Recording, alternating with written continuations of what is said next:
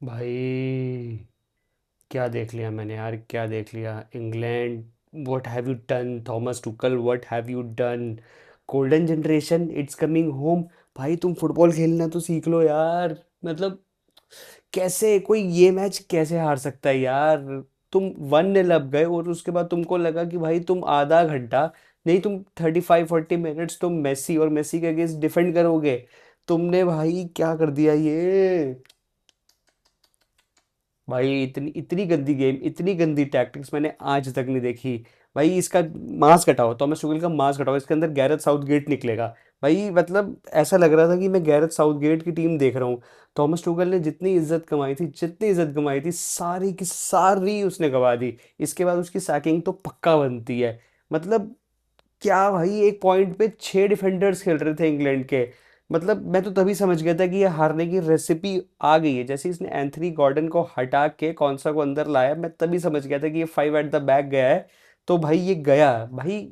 एक तो 1-0 की लीड डिफेंड करना, पता नहीं किसने ये बनाया टैक्टिक फुटबॉल में, किसने ये ट्रेंड चलाया है फुटबॉल में कि भाई 1-0 की लीड डिफेंड हो सकती है। सबसे डेंजरस है 1-0 की लीड डिफेंड होना।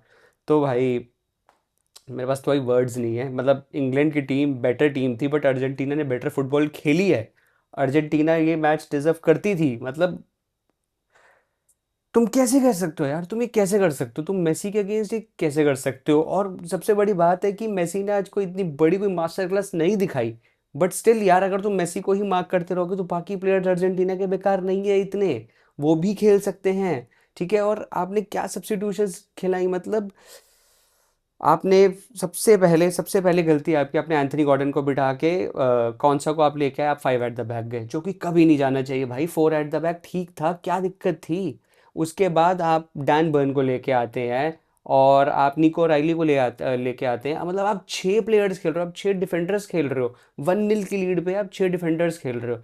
ठीक है, और ऐसा भी नहीं कि मैच में 5 मिनट बचे हैं, मैच में भाई 30 मिनट बचे हैं, 20 मिनट बचे हैं अभी।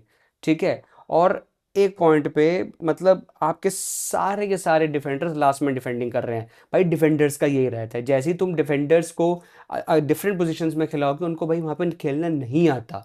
उनको यही दिखता है कि भाई मेरे को जो डिफेंसिव, मुझे जो डिफेंड करना है, मुझे अपनी डिफेंसिव लाइन में डिफेंड करना है। मेरे को अपने सेंटर बैक की पोजीशंस पे जाके डिफेंड करना है। भाई वो सेंटर बैक है, वो लेफ्ट बैक पे खेल रहा है, वो बीच में मिड में आके खेल रहा है। भाई कौन कहाँ खेल रहा है कुछ समझ ही नहीं आ रहा। सारी लास्ट में डिफेंडिंग हो रही है, आपने पूरी मिडफील्ड खोल के देती है अर्जेंटीना को। लीड आओ भाई, आ मुझे मार रही, वो वाली बात होगी, आ बैल मुझे मार। तो भाई जब बैल आएगा मारने तो तुम जिंदा थोड़ी ना बचोगे, तुम घर ही जाओगे। तो तुम्हारी फ्लाइट बुक हो चुकी है इंग्लैंड। मतलब वेरी गुड, वेरी गुड। मतलब बिल्कुल डिजर्विंग नहीं थे यार। मतलब इतनी नेगेटिव फुटबॉल, इतनी नेगेटिव फुटबॉल। भाई मैंने कसीदे कस दी थी कि भाई इंग्लैंड और अर्जेंटीना कितना बढ़िया मैच होगा। भाई फ्रांस एंड स्पेन, मतलब by far the better match, by far the better match. और इसमें सारी गलती सिर्फ इंग्लैंड की, सारी गलती सिर्फ इंग्लैंड की है। मतलब 1-0 की लीड लेने के बाद आपको ऐसा लगा कि पता नहीं आपने भाई 2-0 की लीड ले लिया, 3-0 की लीड ले लिया है। तो you deserve it, you frankly deserve it. बाकी अगर हम थोड़े मैच की बात करें तो स्टार्टिंग में जो इंग्लैंड की टीम थी वैसी ही थी जो मैंने सोचा था। रीस जेम्स फिट होंगे तो रीस जेम्स आ गए राइट बैक पे। बाकी टीम ऑलमोस्ट वैसी थी। मॉर्गन रॉजर्स खेल रहे थे राइट विंग पे। नोनी माडुए की को लास्ट गेम से बिठा दिया गया था। वो गुड गुड कॉल था मॉर्गन रॉजर्स को खिलाने का, उनकी लास्ट गेम अच्छी गई थी। बट स्टिल आपने अटैकिंग फुटबॉल खेली तो 1 मिनट के लिए भी नहीं चाहिए। फर्स्ट हाफ में भी इतनी बार मैंने नोटिस किया एंथनी गॉर्डन को बॉल मिली। ठीक है, जैसे एंथनी गॉर्डन को बॉल मिली, हाँ एंथनी गॉर्डन ने गोल गोल मारा। बट उससे पहले फर्स्ट हाफ में मैंने 2-3 इंस्टेंसेस नोट किए थे इंग्लैंड प्लेयर्स के। जैसे ही बॉल मिलती थी, ऐसे नहीं कि हम पास करके मूव करेंगे, पास एंड मूव भाई। ये रूल है फुटबॉल का, पास एंड मूव। ठीक है, ये मतलब कुछ इसमें कुछ सोचने वाली बात नहीं होती है। अब इंग्लैंड, आप सॉरी, आप अर्जेंटीना जैसी टीम के अगेंस्ट सेकंड टच नहीं ले सकते। ठीक है, आपको ये नहीं सोच सकते कि भाई मेरे पास बॉल रिसीव आएगी, मैं एकदम बहुत प्यार से काटूंगा और 4 प्लेयर्स को टेक ऑन करके गोल मारूंगा। ऐसा नहीं होता भाई, वो अर्जेंटीना है। वो तुम्हें सेकंड टच लेने ही नहीं देगी। Pass and move, pass and move, ये करना था। मतलब अगर आपने ये करा होता तो शायद आपके को फर्स्ट हाफ में ही लीड मिल गई होती इंग्लैंड। और सेकेंड हाफ में एंथनी गॉर्डन का गोल अच्छा था, मॉर्गन रॉजर्स की डिलीवरी अच्छी थी। वो गोल हैरी केन ने क्रिएट किया था, हैरी केन ने गोल मारा। सॉरी, हैरी केन ने ऊपर से बॉल निकाली, अर्जेंटीना के प्लेयर ने क्लियर करी, क्लियर करके राइस के पास बॉल गिरी, राइस ने मॉर्गन रॉजर्स को दी, मॉर्गन रॉजर्स ने अच्छा क्रॉस डाला और एंथनी गॉर्डन ने अच्छी फिनिश की। बट उस पॉइंट के बाद से जो आपकी नेगेटिव टैक्टिक स्टार्ट हुई, जो आपकी नेगेटिव टैक्टिक स्टार्ट हुई, ठीक है, उस उससे उभर पाना बहुत ही मुश्किल था। ठीक है, जैसे ही आपने 5 एट द बैक किया, मैं समझ गया था ये हो गया काम, कांड हो गया इंग्लैंड का। ठीक है, थॉमस टूकल ने मतलब एक और गोल्डन जनरेशन इंग्लैंड की डाउन द ड्रेन कर दी। अब नेक्स्ट वर्ल्ड कप में वो होंगे, यूरोज में होंगे नहीं होंगे, किसी को क्या पता, बट अभी के लिए तो इंग्लैंड की बाय बाय हो चुकी है। अब मैच में थोड़ा जाते हैं तो रेफरी ने, first half was all about referee. ठीक है, अब रेफरी ने आई डोंट नो इतना लेट येलो कार्ड क्यों दिया और पहला येलो कार्ड मिला इंग्लैंड को। I don't know how. इतने फाउल्स करे अर्जेंटीना ने टू बिगिन विद, इतने फाउल्स करे अर्जेंटीना ने और उनको एक भी येलो कार्ड नहीं मिला। बट ऑब्वियसली जैसे ही मेसी पे फाउल हुआ वैसे ही येलो कार्ड दे दिया गया एलियट एंडरसन को। और उससे पहले मैंने कितनी बार नोटिस किया था, जूड बेलिंगम को उन्होंने टैकल किया, उन्होंने मॉर्गन रॉजर्स को टैकल किया। ठीक है, एक दो प्लेयर्स को और भी टैकल किया और वो डेफिनेट येलो थे। ठीक है, बट रेफरी ने उनको येलो देना नहीं समझा कि भाई नहीं देना, बस अर्जेंटीना है तो येलो नहीं देना। ठीक है, और उनका एक प्लेयर जिसको मैं स्पेशल मेंशन करना चाहूँगा, सिमियोनी।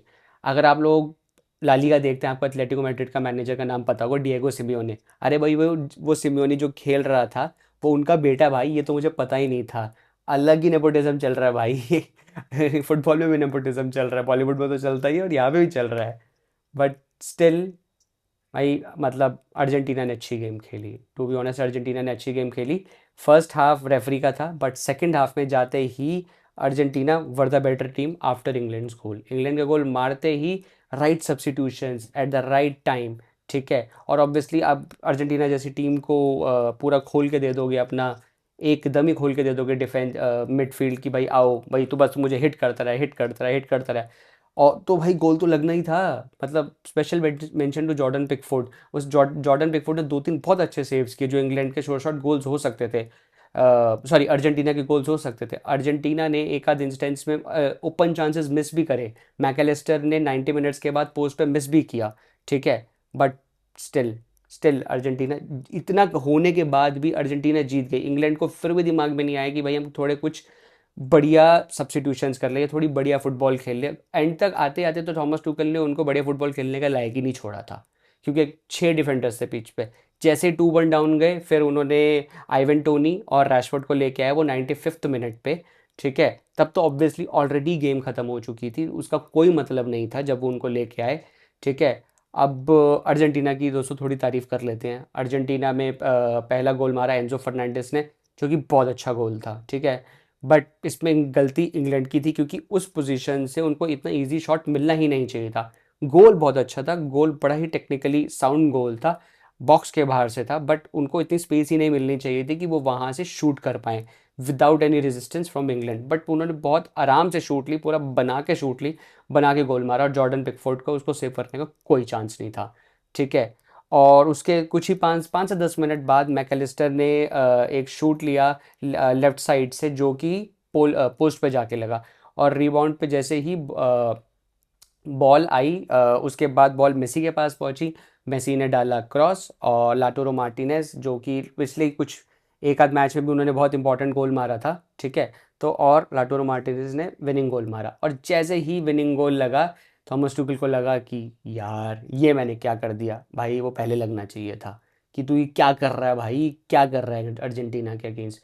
तो जैसे उसको लगा, तो भाई साहब ने क्या किया, भाई साहब ने जॉन स्टोन्स को निकाला, जेट स्पेंस को निकाला, और आइवन टोनी और रैशफोर्ड को लेके आए। फिर से 4 डिफेंडर हुए गेम में, जो कि हमेशा 4 ही रहने चाहिए थे भाई। अगर तुम 4 एट द बैक खेल रहे हो तो तुमको 5 एट द बैक जाना ही नहीं चाहिए। ठीक है, वो प्लेयर्स हैं भाई, तुम क्या सोचो, तुम फीफा खेल रहे हो कि तुम एकदम से टैक्टिकल स्विच कर दोगे, तुम एकदम से फॉर्मेशन चेंज कर दोगे, वो भी इतने बड़े मैच में तुम फॉर्मेशन चेंज कर दोगे और प्लेयर्स अडेप्ट कर जाएंगे। ठीक है, ऐसा नहीं होता भाई, ऐसा नहीं होता, यू हैव टू अटैक। बोला है ना भाई, offence is the best defence. ठीक है, इसका मतलब ये है कि तुम अटैक करोगे तो तुम अपने आप डिफेंड कर रहे हो भाई, तुम अटैक कर रहे हो, इसका मतलब है कि तुम बॉल आगे लेके जा रहे हो। बट तुम जब पीछे हो, अपने बॉक्स के पास हो, तो तुम प्रेशर इनवाइट कर रहे हो, तो बॉल तुम्हारे बॉक्स के पास इतनी ज़्यादा है कि वहाँ से गोल हो सकता है। ठीक है, तो इंग्लैंड की टैक्टिक्स भाई बिल्कुल पसंद नहीं आई, मेरा तो भाई बहुत मूड ख़राब है। मैं इस टीम के लिए इतना रूट कर रहा था, इतना रूट कर रहा था कि भाई इतने अच्छे प्लेयर्स हैं और तुमने उन प्लेयर्स के साथ पता नहीं क्या ही किया।